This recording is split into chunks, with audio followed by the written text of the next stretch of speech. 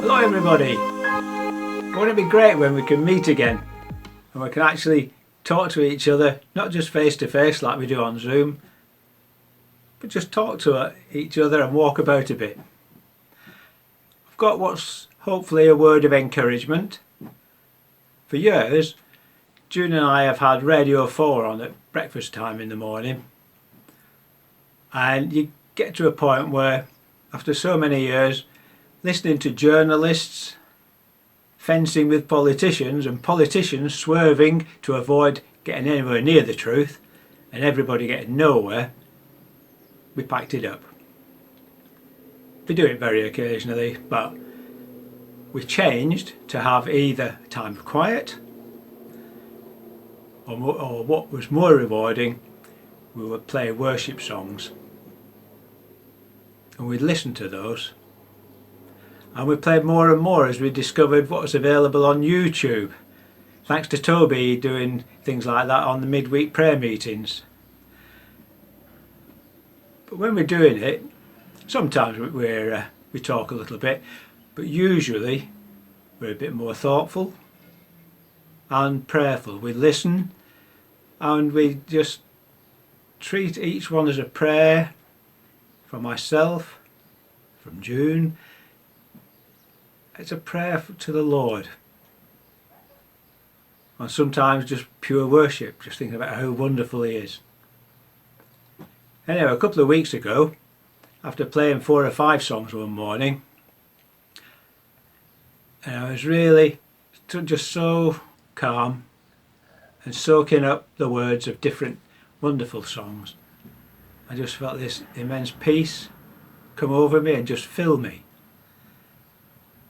And that made me think, it just made me think about this situation that we're all in now. I mean, lockdown is very unsettling, and there's a lot of people, especially those on their own, it's more than just unsettling and inconvenient as it might be for most of us. For many, it's a time of loneliness, of boredom and frustration, and it's just so difficult. And if that's for you, then hopefully some of this might help a little bit.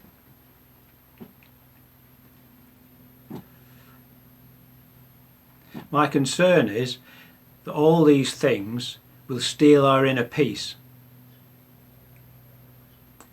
We will lose our sense of spirituality if we're not careful, and for sure the enemy will long to get in and stick his oar in and see what he can do about it. We must protect ourselves. We must look after ourselves in every way. And it's true that any of us, even established Christians, what we do find that we, and you only have to look in normal times, we're rushing about, we're being too busy because we've taken on too much. And the one thing that is an evident lack, and I'm very much one of those, is the loss of peace. We're hyped up with the responsibility perhaps, or with time scales or whatever, and there's a real danger that we lose it. And yet we shouldn't lose it at all, not ever. There is a positive side to lockdown, and certainly I've found it, is spending more time seeking God's face, of placing myself before Him, as in when we're listening to the music, searching scriptures more than usual, and praying more too. And it's wonderful to see that our prayer times are coming back pretty soon. Well, they might have by the time you hear this. So there's encouragement. I'll just read this to you.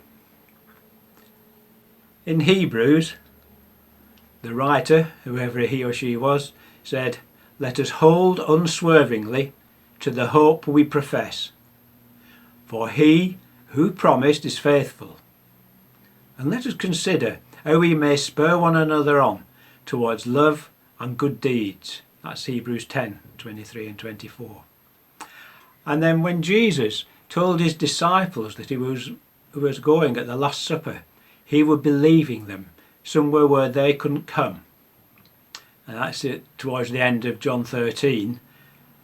He didn't just leave it like that with the shock element, and they'd already had to listen to the fact that Judas had betrayed them.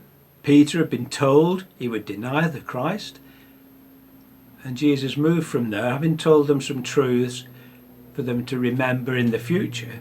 He reassuringly said to them that the Holy Spirit would come and teach them all things. So he's confirming that he's going, but the Holy Spirit would come and teach them all things. And that's in chapter 14, verse 26 of John's Gospel. And then in the next verse, he does something quite unusual.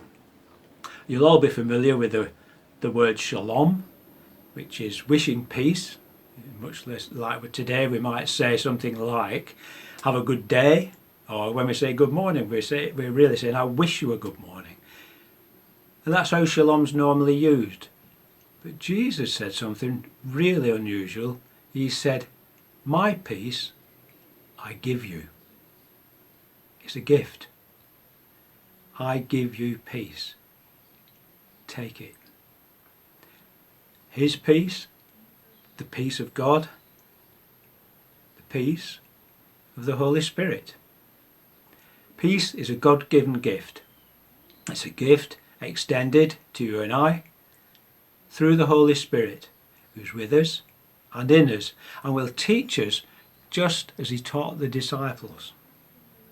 And two well-known verses that most of you will know are all part of the Holy Spirit's teaching, and they're appropriate to this right now. The fruit of the Spirit is love, joy, peace, patience, kindness, goodness, faithfulness, gentleness, and self-control. And further on in chapter 5 of Galatians, we're encouraged to keep in step with the Spirit. Keep in step with the Spirit. So take heart, God is on your side, and let nothing at all get in the way. Peace is yours if you're prepared to take it from the Lord, and it will serve you well.